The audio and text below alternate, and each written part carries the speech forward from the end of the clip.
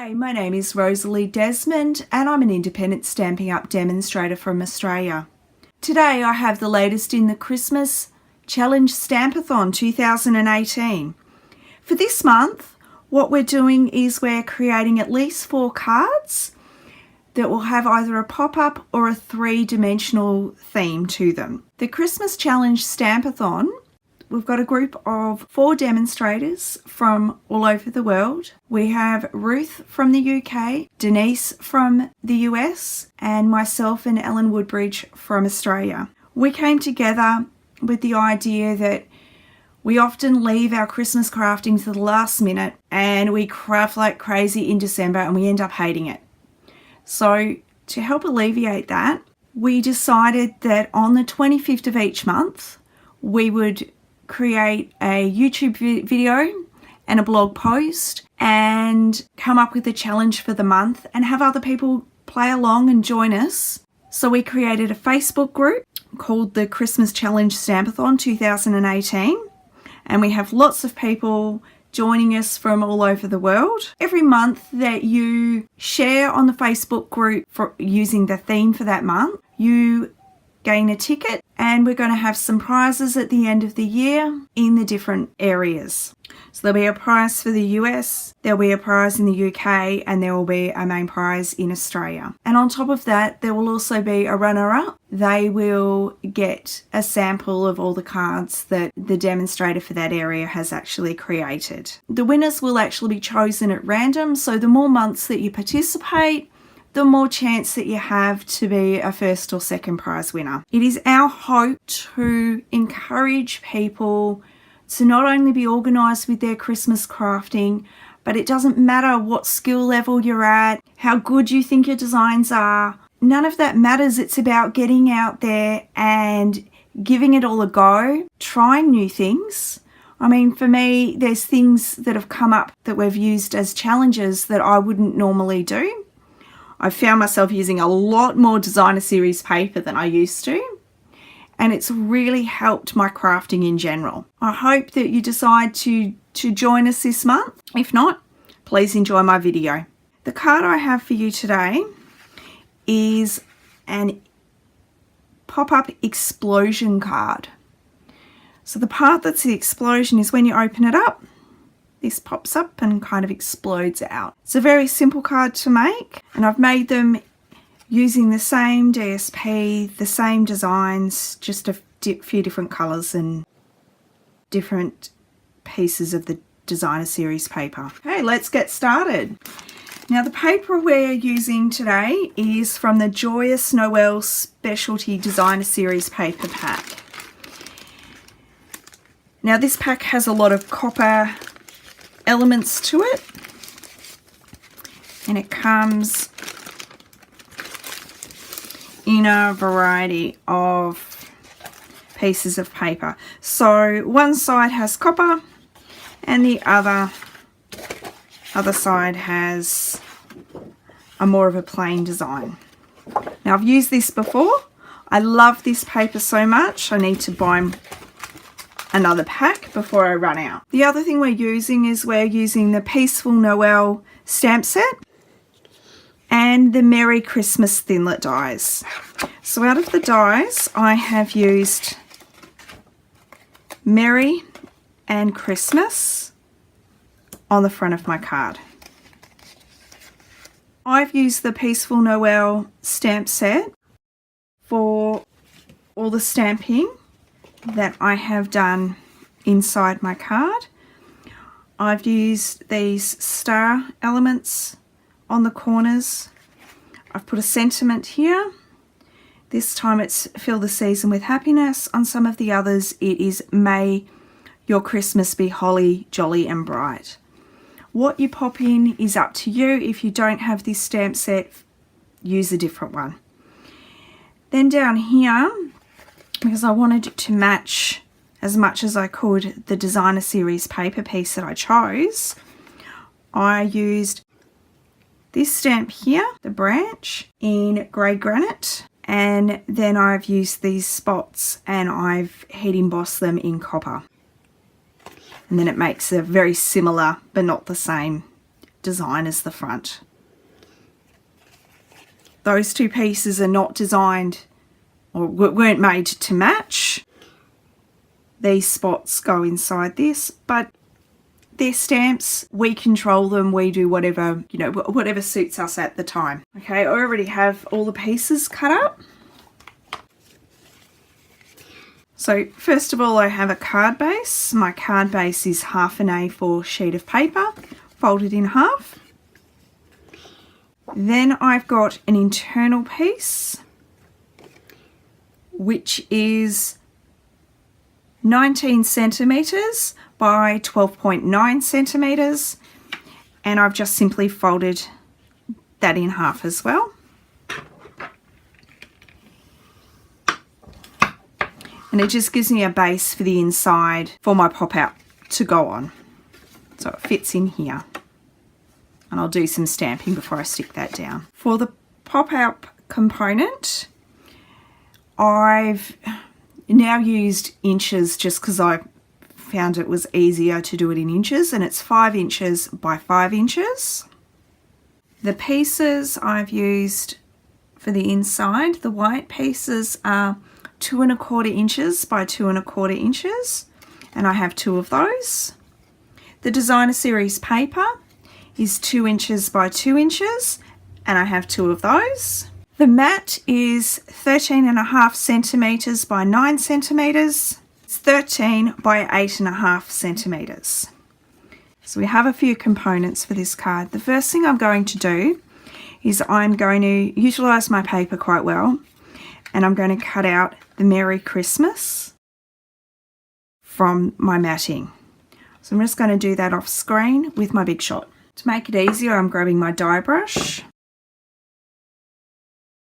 And as you can tell, I've put the Merry Christmas so I haven't cut into the border that I actually want to see my card. And these just pop out very, very easily. And for this particular dies, if you don't have a die brush, it's still quite easy to pop them out. The die brush just makes it quicker for us.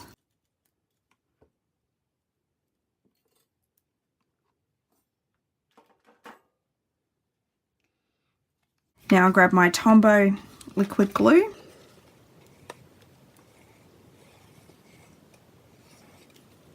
Just put a piece, just put some glue around the edges.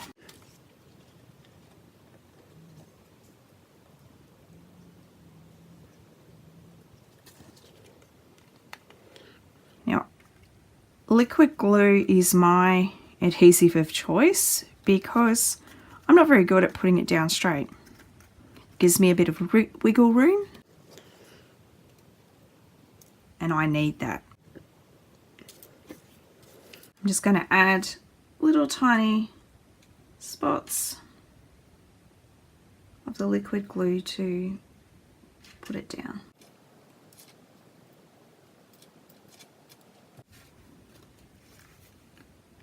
And that's the front of my card. I'll just stick it on my card base.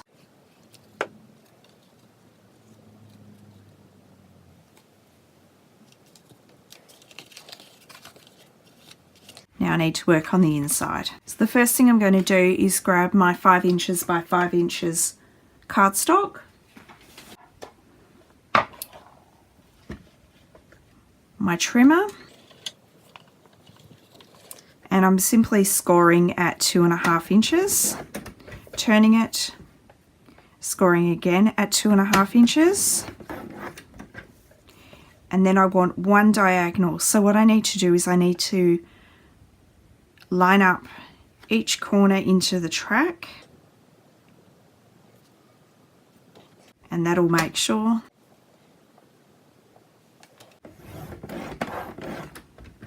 and you just make sure you've gone through the center as well. And that's all the scoring.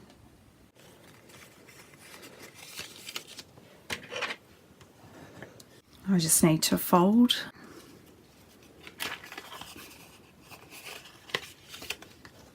each of my scored lines.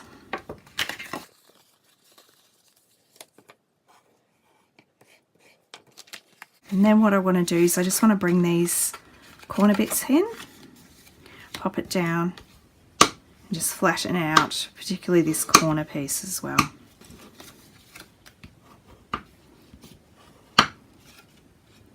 So that's quite easy, and that's the mechanism that's inside.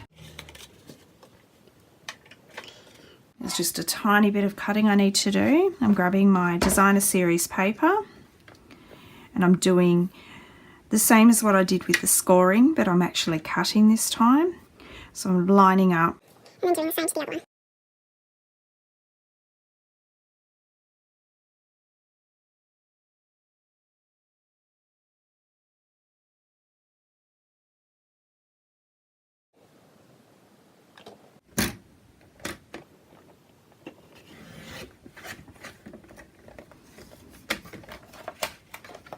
So my 2 squares are cut. Now I'm just going to stick those down.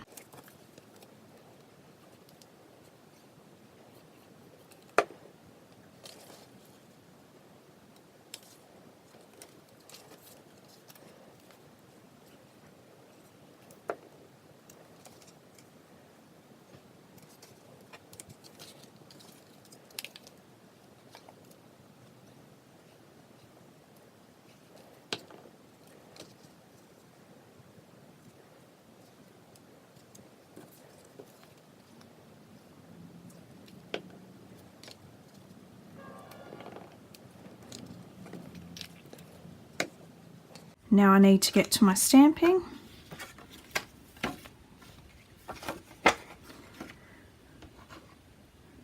So I'm heat embossing all my stamping, or most of my stamping. So I'm using Versamark and some copper embossing powder. And my embossing buddy. So the first part I'm going to do is the corners of the insides.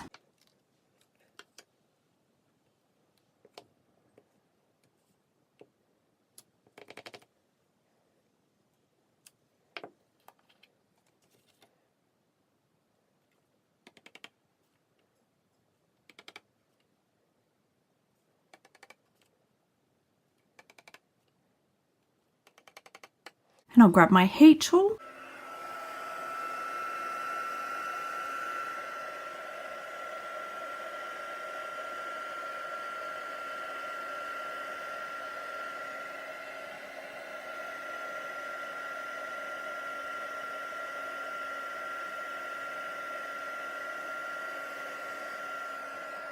Do the same thing to the other side. Use my embossing buddy again. So what the embossing buddy does is it gets rid of any static, because the embossing powder will grab onto any static just like it does onto the Versamark. Using grey granite ink, grabbing the branch.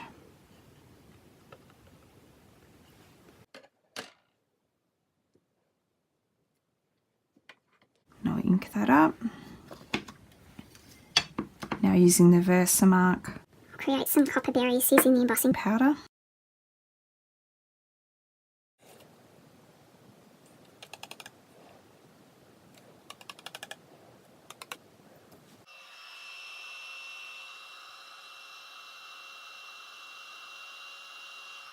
And then grab my sentiment. Got a bit of embossing powder already on there. I'll just flick that off.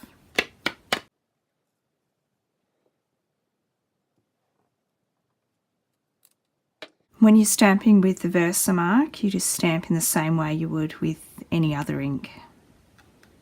I don't find that I do anything different apart from using the embossing buddy, and I try and move relatively quickly, because if the Versamark dries, the embossing powder will no longer cling to it. Heat gun one last time.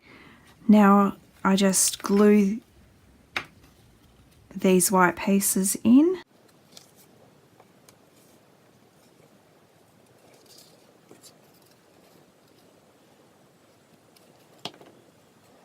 I've designed this last one so it gives me a space to write.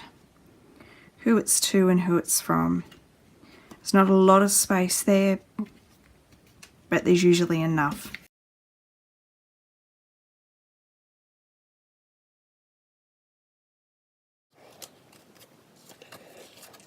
Now I'm popping the centerpiece of the card in, and I found the best way of doing this was to glue one side first, and then I'm sort of lining it up so it's on the underside of the score line, and then I put some glue, whoops, didn't mean to do that. And then I put some glue on the other side and close it down. You might find another way that's easier, but that was what I found was the easiest for me. And the same when I put this in, I make it into the diamond. Make sure I've got this the right way up. Nothing worse than putting it in upside down or sideways. Just keeping that closed and keeping it just a little bit back from the center score line. Pop it down, and then I glue the second side and close it up. And then when you open it up, you're done. It's not an overly complicated card. It's a little bit more fiddly than your standard stick and stamp and put down a few layers, but I like it. It's very effective. It gives a little bit of wow without taking a huge amount of time. And you can mix it up a bit, use different colours. Even the front, while I've kept it quite simple, it's still, you know, interesting enough to go out on people's mantelpieces or wherever they keep their Christmas cards. And then they get a bit of a surprise when they open it up. So that is this month's Christmas Challenge Stampathon. If you'd like to join us, I have a link below which will take you to the Facebook page, and you can join and you can play along with us. We have 2 more months to go with the challenge this year. If you've been enjoying my videos, please subscribe below. And until next time, happy crafting. Thanks very much.